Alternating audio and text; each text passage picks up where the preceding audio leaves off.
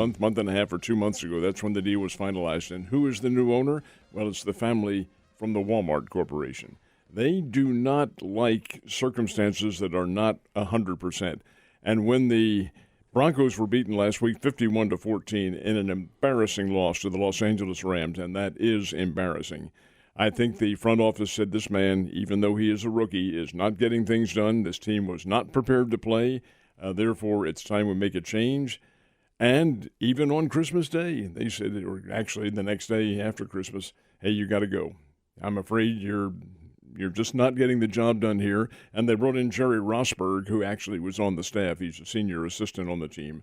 But the fact is that Nathaniel Hackett simply wasn't getting things done the way they thought they should be. And even as a young coach, and he was in his first year, the fact that they weren't succeeding to the, not necessarily to the expectation, but to the proper level of what professionals should. They weren't ready to play last week. You don't lose games like that. And so they said, hey, we better pull the plug here and start over again. I'll tell you who's going to be a candidate for it. Sean Payton. And Eric Bieniemy. Remember now, Eric Bieniemy played his college football out there at Colorado. So he will be a primary choice. Well, we'll just see. We'll see how it morphs out. Kind of interesting, too, because there were some red flags early in the season with the Denver Bronco coach, because that very first game of the season, clock management was a huge issue. I mean, it was embarrassing the way that the Broncos ended that game. And they actually had to hire somebody to manage the clock for the coach. Now, that's not a good sign. Well, keep in mind, he's a rookie. He's a rookie coach and probably learning the ropes. Everybody learns the ropes somewhere along the line, but you don't really expect to see that in the NFL, and they did. More than anything else, though, their team has had big injury problems, especially the offensive line. And with the Russell Wilson at quarterback, you expected a whole lot more offense. Their offense is DAL. And I'm not going to tell you what the acronym means, but it means they're in last place. Yep. Now, Josh is with us today, and I'll get Josh's opinion on this, and then we'll switch back to Ned. Ned said that the front office was like, hey, he's got to go. But I read some articles this week that said Russell Wilson was really the guy that got this coach fired. That wouldn't surprise me. I mean, Russell Wilson, I think we've learned more about Russell Wilson since he went to the Broncos than we ever knew about him playing for Seattle, about his attitude and what other people in the locker room think about him and things like that, which is disappointing because it's not good stuff. He seems to be a bit of a prima donna when it comes to his expectations. I still think it's kind of weird. I always think it's weird in the NFL when a coach gets fired before the end of the season, especially, like you said, Ned, when there's just a couple of games left, because honestly, the reason they probably got beat 51 to whatever is because they're out. They've been out for a long time, and they may be tanking the rest of the season to see if they get a better draft pick. But new ownership comes in. They want to put their stamp on things immediately, so that guy was in a no-win situation at that point. I don't think there is such a thing as a player tanking. I really don't, because they don't have any dog in the hunt. Organization does, but they do not. And from that aspect of things, I think it was kind of a rather interesting situation. But like you, though, I'm a little surprised they didn't wait till the end of the season. And yet, by the same token, it does give them a head start on what to do. Right, that's true. Well, yeah, and it with just a few games left, That's why. I mean, if it was mid-season, okay, they think they can get somebody else in there, get the game plan fixed, and move on. But with just a few games left, you're not going to be able to redo anything. You're still going to be playing the same football that you were playing before. Here's, I think, one of the giveaways to last week in the 51-14 loss that really had them bothered. The Denver Broncos defensive backfield's the best in the NFL. They're young. Two of them are Alabama guys. Mm-hmm. And they play well. They played very well. They got torched last week by a makeshift ball club that is, well, actually, that's really unfair to say because they are still playing as professionals. But that should not have happened. And right. I think that was a red flag right there that this guy, they weren't ready to play. Mm-hmm. And it's up to the coach to get him ready to play. There's the key. Also found it really interesting that Sean Payton kind of announced that he was putting together this all-star cast of coaches to work with him with no team. And then as soon as he announced that, just right afterwards, boom, Denver fires their coach. Would you be surprised if Peyton took over that job next year? No, not at all. No. Sean Payton's a quality coach, had a Super Bowl champ with the Saints, and had a long run with the New Orleans Saints. But by the same token, though, there is such a move for diversity in the NFL and such a level of criticism coming from the fact that there are black coaches, but few black coaches, and you have some quality guys like a Bieniemy and people like that who are probably going to be candidates. That would surprise me a little bit, but by the same token, Peyton's a fine coach, and no, they wouldn't go wrong having him. I just see that as being maybe, since he's going to be able to kind of pick and choose his spot, Sean Payton, that he's going to look for the right opportunity to step into, and that's with Russell Wilson at quarterback, a fairly decent defense. You've got pieces there. That may be the place that he might want to pick. Except there may be another one forthcoming. Cliff Kingsbury may be gone with the Arizona Cardinals. They haven't played well, and they have Kyler Murray. Yeah. And here's a different style quarterback and a younger quarterback, and Peyton might want that situation more than he would Denver. Furthermore, true. It snows in December in Denver, and it doesn't end in Phoenix, Arizona. Right. You're listening to Ned Talk, your local live sports talk show, right here on 104.7 The Cave. It snows everywhere anymore, Ned. That's just seems to be the kind of way that it is. Let's talk about last week's game. I said to you when you came into the studio, I said, the Chiefs keep winning. They just don't do it in impressive fashion, and last week was another example of that. Yeah, well, they covered the spread. It's the first time, I think.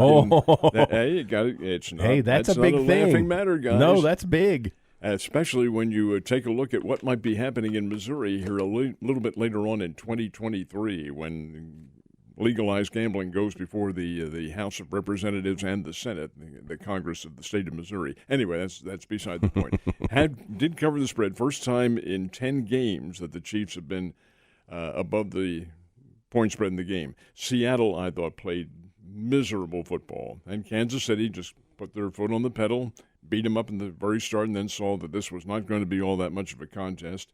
I was Geno Smith. I don't know what in the world he was doing back there. He was not effective at all. It may have been because the Chiefs were very good on defense, putting a lot of pressure on him. And it was a cold day up there, but Seattle looked like they said, "The hell with this. We don't want to play." So, hey, they cashed it in. Did you watch any of the game, or are you still watching highlights? Just highlights. But in the highlights, it looked to me like the Chiefs just kind of plodded along. Like they didn't feel a sense of urgency. They didn't feel like they had to dominate, but they were dominant. I mean, they were dominant in time of possession. They were dominant. They just, they scored when they wanted to. It was kind of like a methodical, we'll score this time and then punt a couple times and then we'll score this time. And then they built up the score. I don't know. The Chiefs are they're such a Jekyll and Hyde team because they have the ability to totally dominate anyone, but they don't. They win, but they're still winning, and they still have that need to win because they're in a fight with the Buffalo Bills for the top seed, and that will include next week's game with the Las Vegas Raiders. No matter what happens, right? They need to win that one. All right, here you have a situation that you say they plotted through, and they did, and they kind of meet the circumstances. This team they're playing today, the Denver Broncos, Chiefs led them 27-0. Yeah, out at Empower, is that what they call the stadium? Yeah, something like that. Anyway, they led them 27. It's always mile high. Yeah, 27-0 led them, and then all of a sudden, here came Denver right back into the ball game and made it close. Mm-hmm. It was a 6-point margin, I think, at the very end. But the fact is, Kansas City still has that winning knack about them. They may not be so, how can I term this, omnipresent that they're going to wallop every team, but they do have the ability to do that. If they need to score, they will score. Well, what concerns me is the lack of quality teams that they played here at the end of the season. They have not played a team with a winning record since December 4th when they played Cincinnati. They played Denver, Houston, Seattle. Here they are against Denver again, and then next week against a Raiders team that's in disarray. So that's what concerns me. It's hard to turn on and turn off that type of play and the intensity that you face in a game, especially a playoff game, against a really good quality opponent. Well, here's just a little bit of digestive material for you. Denver's blown out last week, 51-14. Embarrassing loss. Almost to a team the next week in the NFL, and that team comes back and plays a whole lot better. We'll see what happens today because Denver is a better football team than they're not very good, but they're a better football team than that. Yeah. Well, let me ask you guys this. We refer to trap games every once in a while. I don't think this is a trap game at all. But do you think the Chiefs also feel like that they have something to prove this week after playing so poorly in Denver? I mean, Patrick Mahomes threw 3 interceptions in that game. No, I don't think so. I don't even think that resonates with them. I think they're playing game per game per game, one at a time. That's how Andy Reid coaches. He gets the team all set to go for a specific challenge like this. They'll look at film of that game, but no, in terms of being a disturbing factor, no. I don't think so. I think that they need to have a sense of urgency at this point because I agree with you. If they're kind of playing down to the level of their opponent, which is not a good thing because, like you said, they're playing lesser teams going into the playoffs, and that is. I mean, you talk all the time about mindset and all of that, the way that they mentally prepare for these games. And if they go into the playoffs thinking we can just kind of plod along and win, they're going to get stomped by somebody, especially a team like Buffalo or some of these other teams in the AFC that are stout. So I feel like they need to ramp it up if they want to get in playoff mode. And they've got the opportunity here with 2 division games that they're going to be tough. They're always tough. I mean, that's a tough division. No matter what the record says, these teams play each other very well. And they need to show that they are the best team in this division, dominate the Broncos, dominate the Raiders, and move into the playoffs with that attitude of we're gonna do this to everybody. And Josh, that's a good point that you bring up too. And I'll tell you where that may come to the fore, what you say, and I don't think there's a lot of credibility to what you said then. But in regards to the Chiefs playing in the playoffs, if they are forced to play in the first round, and it would be against a wild card team, there's where it comes to the fore, because a team that made the wild card is substantially better than some of these people they've been playing. Right. And that's where it could come back to haunt them. Well, as it stands, I think last week they would face Miami in the first round of the playoffs, and I wouldn't relish that matchup. If Tua is the quarterback. Yeah, if Tua is healthy, then that is a tough team. For Could sure. you imagine playing Tyreek Hill in the first round of the playoffs? He would have in his mind, I'm going to burn these so-and-so. Yes. So-and-sos. So-and-sos. I like that. I like that a lot. So what do we know about the new coach for the Denver Broncos? Kansas City has not changed their coach, by the way. Let me stop right there. Senior associate coach. He's been with the program and understands what the game plan is, but he hasn't been a head coach. He's an assistant. He's an older guy, and Rosberg he'll do fine. He'll just get them collected. He'll make them focus on the game. He'll have the team together. It is a change, and I don't care what the situation is with any team. When you make a change in leadership like this, it has an effect on everybody. Yeah. It may not be a substantial resonating effect, but it does change their thinking a little bit. And I wouldn't be surprised to see this team come back and play well. I think Denver has the capabilities, not beating the Chiefs. They're not going to do that.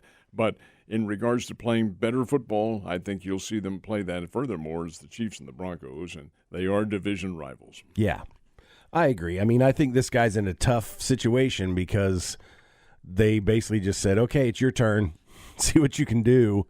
You know, he's got to try to get these guys motivated. He's got to get these guys to play better than they've been playing, and he has to handle whatever's going on with Russell Wilson. So it's funny, we're sitting here, we have ESPN on in the studio. They just did a story, mini little brief about Jerry Rosberg, and then right afterwards, who did they throw up there? Sean Payton. They threw up Sean Payton. And he still is, and Ned brought this up when we were doing the sports during Mike the Intern's vacation. He mentioned it that Sean Payton is still under contract to the Saints, so there would have to be some sort of compensation to get Peyton, and that may be a holdup for the Broncos because they're right now looking at a top 3 pick, and they may not want to trade that away just to get Sean Payton.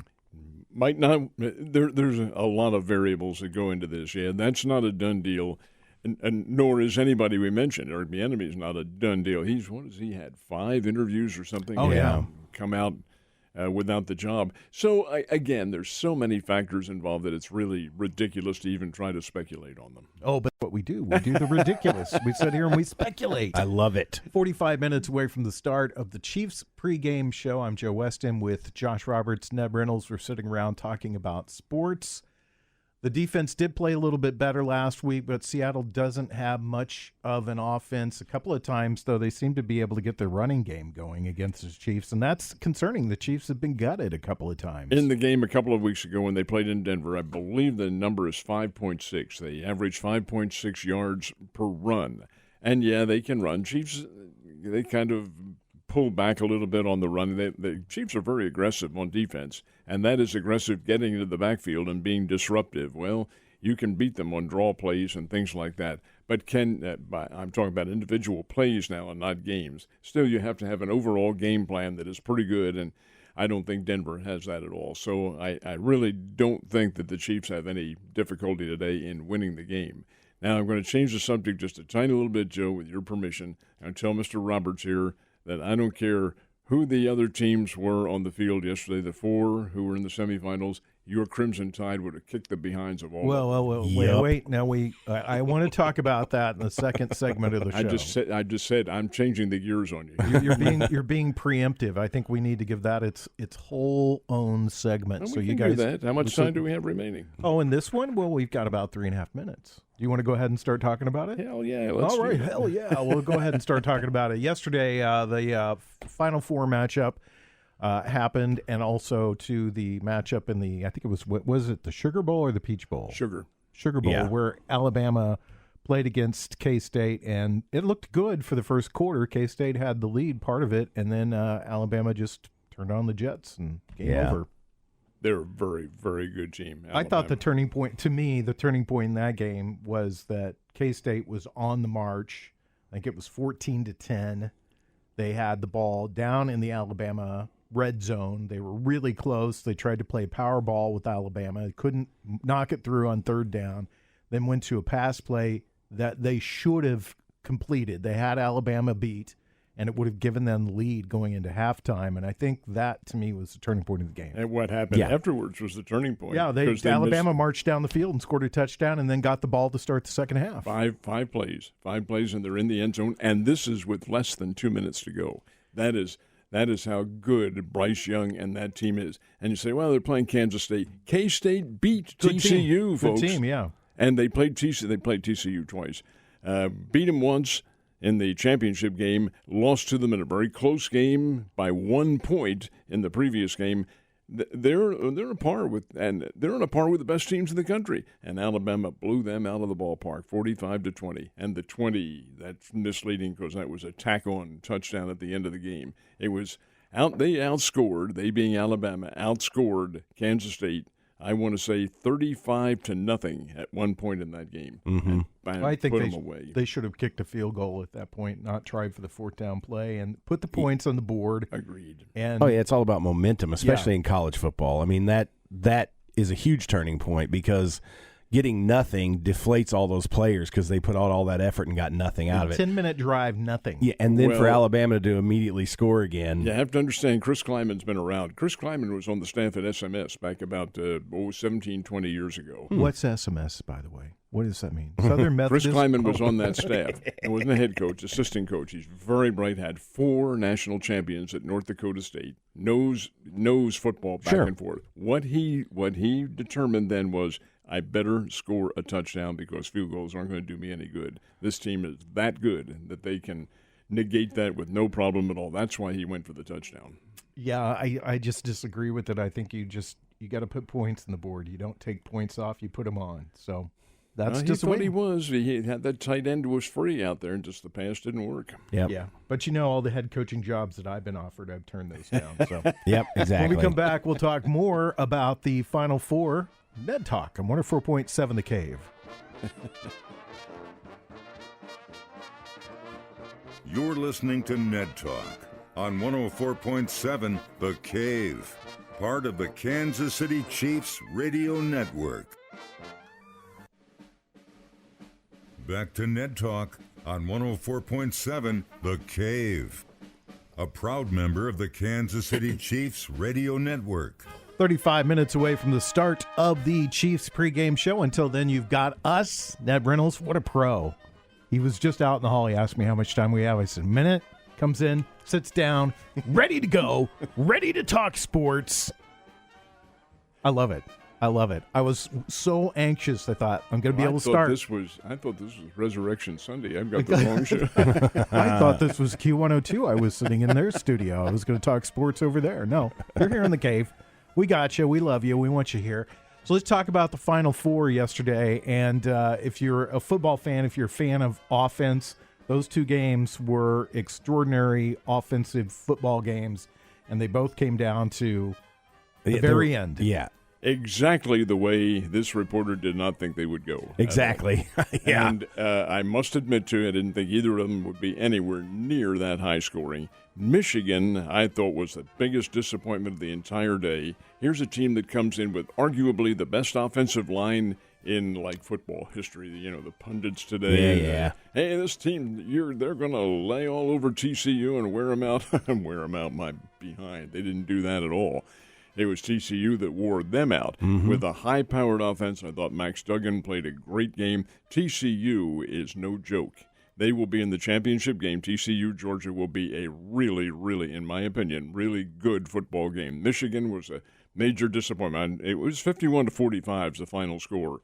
And Michigan did have their moments of glory, but I don't understand them. They just do not come through in the clutch, although they did at Ohio State. And here's the Ohio State-Georgia game in which the Buckeyes probably should have won that game. They're up what, 38-24 at one time in the fourth period? Yeah. And here come the Bulldogs. Now, don't mess around with Georgia. They're very, very good. Stetson Bennett, outstanding quarterback, gets the job done, and they're big, and they are fast. And therein lay the big difference. I'm going to tell you the turning point in that game. You talked about the TCU-Michigan game. The turning point in the game with Ohio State was the fact that it's in the second half. Ohio State is all lined up for a punt. And they get set to manifest the punt and all that, and they do. Georgia calls a timeout one fraction of a second before they had the play. The coach saw, wait a minute, they're lined up differently. Time. They didn't get the timeout in time for the play. The play gets called, and it's a fake punt. And he saw that coming, and the fake punt worked, except that he had called timeout a quarter of a second before. It negated the whole thing, and then they couldn't fool him. It was a brilliant play by Georgia and their coaching staff. They saw what was happening. They're lined up wrong. They're lined up for a fake. Stop. And they did, and they punt the ball, and 2 plays later, here's Georgia in the end zone for a touchdown. That's how good that team is. I watched Michigan play a couple of times this year, and they're not a great first-half football team, but their physical conditioning and their size wears teams out.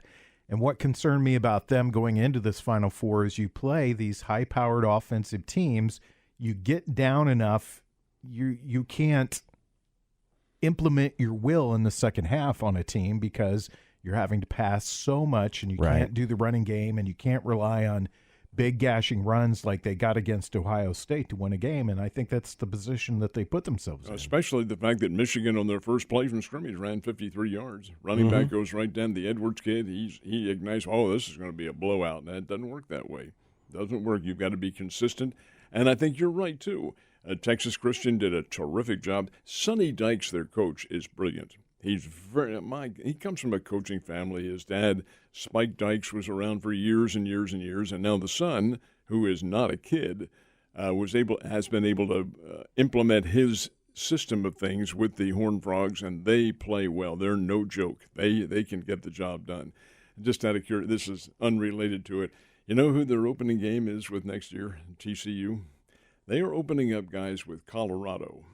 And you know who Colorado's new coach is, don't you? Prime time. That's right. Sanders. I forgot that he went to Colorado. Yes, and he's going out there with the prime. We're going to make things a whole lot better. Wait a minute. Who are we playing in that? Playing Let's who? get this game canceled. Yeah, exactly. Josh, your thoughts. I know you probably felt very vindicated by yesterday's outcomes. Sometimes I hate being right. You know what, though? I'll say this. I'm impressed that TCU beat Michigan because I expected Michigan to do better. Just like you said, I was a little disappointed.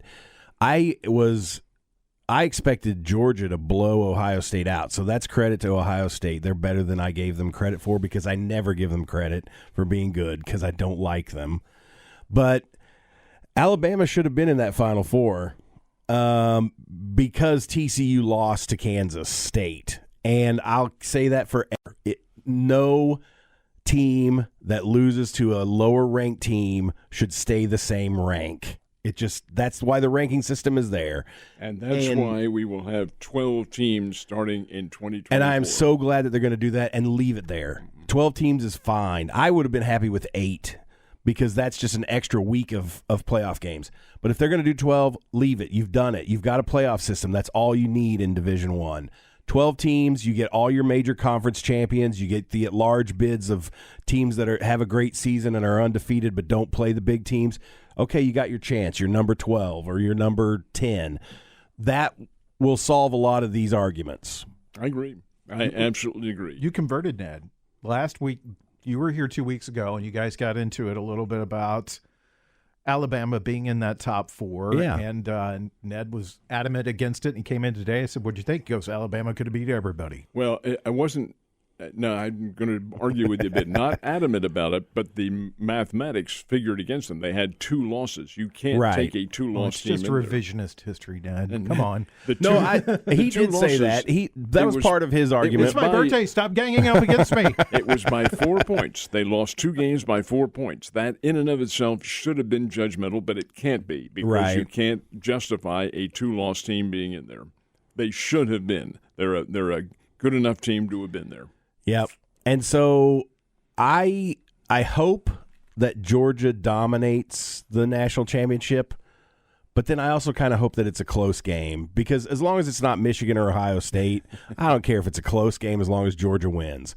But the SEC needs to maintain their dominance in this. I do think Georgia wins it, but I'll tell you, TCU is more than capable. Well, yeah, they are an impressive team. Yeah, so already we've got our picks for that game. What do you think? Well, no. Next week we'll have the picks for the game. But you already said you thought Georgia would win. You just didn't give the score. Right. The score comes with the picks. I'll say Georgia wins by 2 touchdowns. Now, I'll tell you what will happen before then. Let's see. Next Sunday's January 8th, isn't it? Yeah, okay. January 7th, the day before that, is the FCS National Championship game. That's a half a step below the big time. And that's 2 teams from the same conference, 2 teams who the Bears will play next year, South Dakota State and North Dakota State. And North Dakota State is the 9-time national champions. South Dakota State is the number 1 team in the country. They played each other earlier this year. They played them in Fargo, North Dakota. It's one of North Dakota State's 2 losses on the year. South Dakota State beat them. I smoked them 23-21. That's what you're going to see in this game. This will be a knockdown, drag-out game. It's in Frisco, Texas, and it is, to my knowledge, it's next Saturday. Okay. And that'll be an absolute dandy. Then 2 days later is the national championship game. Nice. Yeah, well, just, whatever. Whatever. Come on now. All right, we're about 27 minutes away from the start of the Chiefs pregame show. We'll be back to discuss some other sports topics right here on your local live sports talk show, Ned Talk.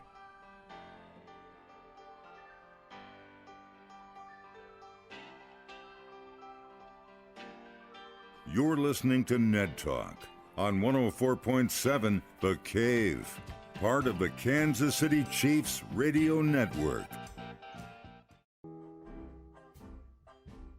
Back to Ned Talk on 104.7 The Cave, a proud member of the Kansas City Chiefs radio network.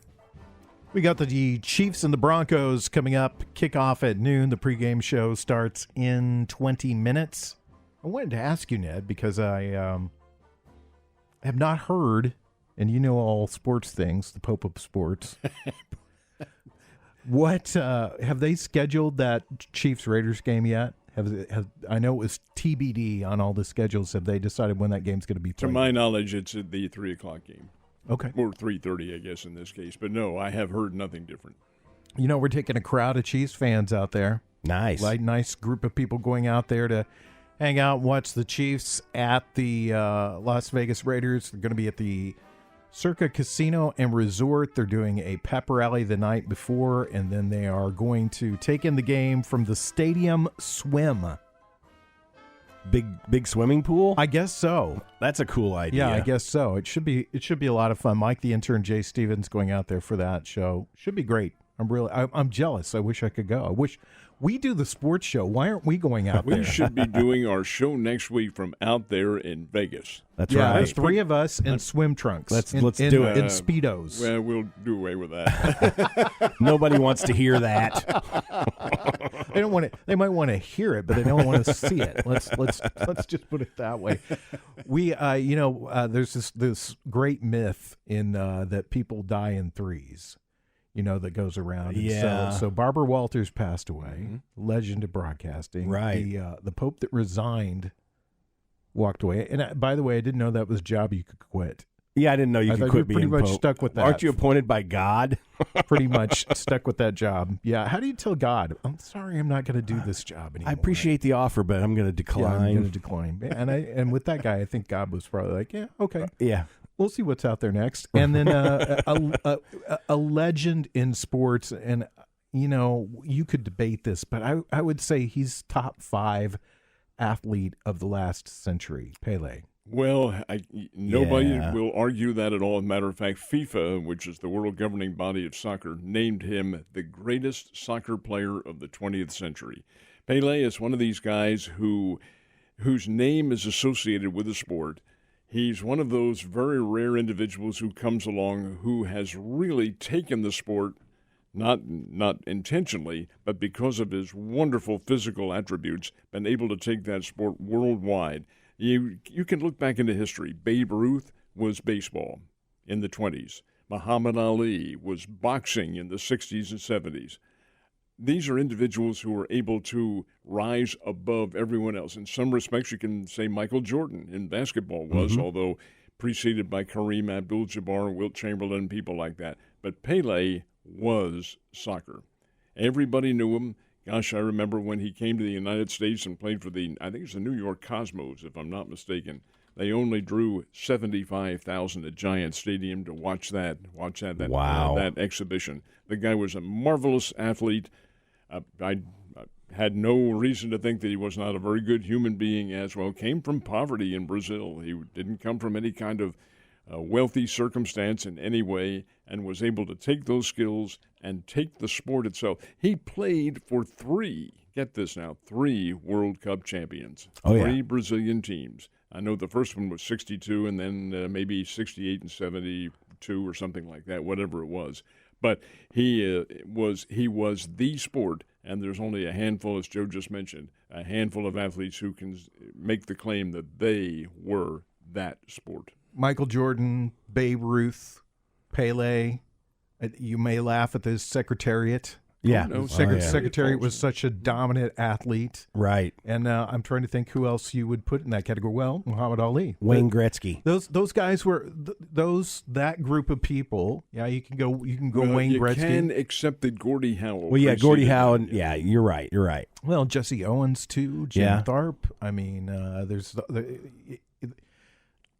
it's degrees. Sure. And it's really, a lot of times it's apples to oranges, but it's fun to sit and talk about how these people changed the way that the game was played. I remember when Pele played, it was he more or less, I don't know if he invented the bicycle kick or not, but he was the only one to actually do it in competition. I think everybody could do it, but they would never do it. Right. And now you see all these guys that do it in actual competition. He was the first one. He was the guy that did that. And when we talk about all the time, Josh is a huge soccer fan, and Ned and I kid him about that because we both agree that soccer is kind of forced down the American throat. There was a time in the 70s when soccer had a real opportunity in the United States, and a big part of that was the Cosmos And a huge part of that was Pele. It was Pele. When I was in the 70s, when I was a kid, when I played soccer as a kid, I remember we went to our coach's house one day, and he showed us a documentary about Pele. And it was amazing to me because it showed him, kicking what they called them banana kicks back then, where he could curve the ball with a kick. They showed the bicycle kick. But what Pele talked about in this video was when he was a kid growing up in Brazil, they played soccer with whatever they had. He said, we played soccer with a grapefruit. And so you had to be delicate in the way that you kicked the ball and the way you dribbled the ball, because once you broke the grapefruit, you were done because you couldn't do it anymore. And so it was just amazing to me to think that this guy who at the time, he was the world of soccer, was Pele. And he was talking about such a humble beginning and how he developed his skill out of necessity because he was playing with a piece of fruit because that's all they had. It was amazing to me as a kid. And so I've always been a fan of Pele. And then, of course, he had the success. He always had the success that came with who he was. Whereas, you've got a lot of top-tier players in any sport that sometimes don't perform at their best on the biggest stage. That was the knock against Lionel Messi until this year's World Cup, that he couldn't win a World Cup. That nobody ever had that argument with Pele. Pele was at the top of his game every time he played. He played in 3 World Cups, 3 times World Cup champion. I mean, it's hard to repeat in any sport. But when you talk about a sport that is played, a championship that's played once every 4 years, and the level of competition that you see at these World Cups and the athletes that are out there on the field, to see somebody go, I'll play in these 3 and I'll win all 3 of these. He was 17 when he played in his first one. So just an amazing athlete. And I've heard from all accounts he was an amazing person, very humble, very, very godly, I think would be the term to use about him. And they lit their statue of Jesus in his honor in Brazil, which it was a very high honor in Brazil for them to do that for Pele. I mean, he's a national legend for them, and it's rough when we lose these sports legends. It is, and we have lost our share this year too. This year's been rough. But Pele certainly deserves every accolade. I did not realize that big statue of Jesus that's right over Rio de Janeiro when you come in, they lit that up for him. They lit that for Pele. And if you don't want to try to go back and watch highlights of Pele playing soccer, watch the movie Victory. Because all of the soccer in that is him playing soccer. It's amazing. Yeah, that's a great film. It is. That's a great. Have you ever seen that, Ned? I have not. No. That's a really interesting. It's about World War II POWs, and it's kind of like The Longest Yard, but with World War II POWs. They play a soccer match against the German team, and it has Michael Caine and Sylvester Stallone, an early Sylvester Stallone movie. It's a great movie. Yeah, and they're trying to work out an escape. Yeah, they're trying to escape. I hope we're not giving too much away, but if you get a chance, watch the movie because Pele's in it. Who wins? I'm not going to give that away. I'm not going to do a spoiler alert. Oh, come on, No, guys. not going to give it away. But watch the movie. It is great. It is a very good film. Pele's, you get to see how amazing his footwork is and everything. The dribbling, Yeah, because that's what he's doing. That's Pele. That's real. Well, that's what made him so spectacular. It was his physical attributes. The man had marvelous God-gifted talent in terms of his physical abilities. I mean, how many can do that ridiculous bicycle kick? Oh, I know. Lord, that's just inhuman. Let alone in competition. Yeah. Right. The whole right set of circumstances has to happen, and then you have to make a less than a split-second decision. I'm going to do this. I'm going to go for it. And I remember the world just being blown away when he did it in competition. You landed pretty hard on your back. Oh, yeah. You're going to take the physical abuse. 10 minutes away from the start of the pregame show. When we come back, we'll have our picks for today's game on Ned Talk.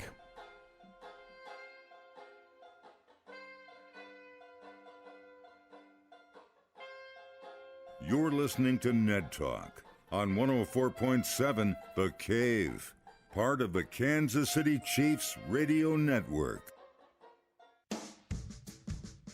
Back to Ned Talk on 104.7 The Cave.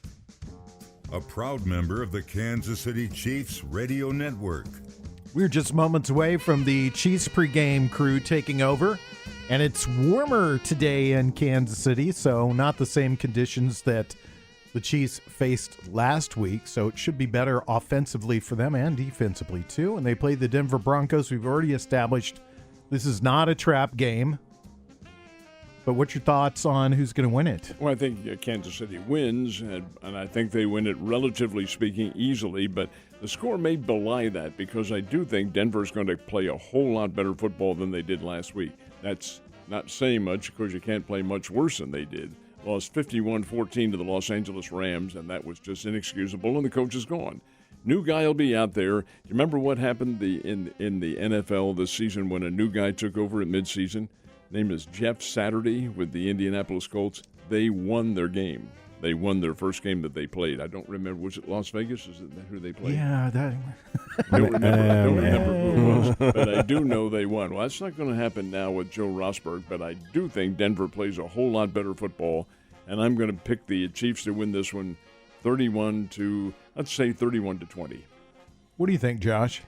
Well, I think that's a little wishful thinking that the Broncos are going to play better. I have a feeling that this team, just because they have a different coach, it's still a guy that was in their organization. They didn't really shake it up that much. I think they'll still be lackluster. I think the Chiefs will – I think this game will look very similar to last week's in that the Chiefs will methodically score and methodically do their thing, and I think they'll probably win – I don't know, let's say 27-10. We established earlier that you don't think that the last performance from the Chiefs will be stuck in their mind at all.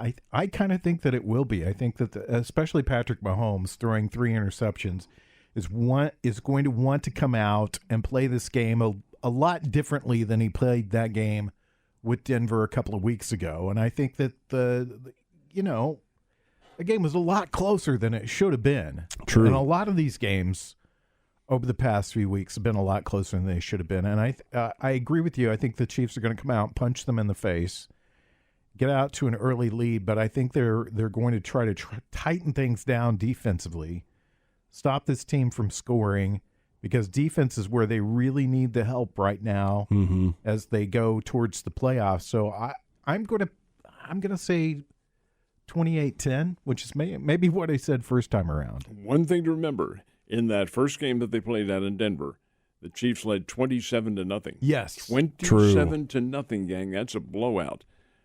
Certainly Denver has seen the films, and they're going to do a whole lot different under a new coach as well. A whole lot of different level to what they're going to do. I tell you, I think it'll be a lot closer, but I do think the Chiefs win. Something we haven't talked much about, but is as a key to the Chiefs' success this year is they've stayed relatively healthy.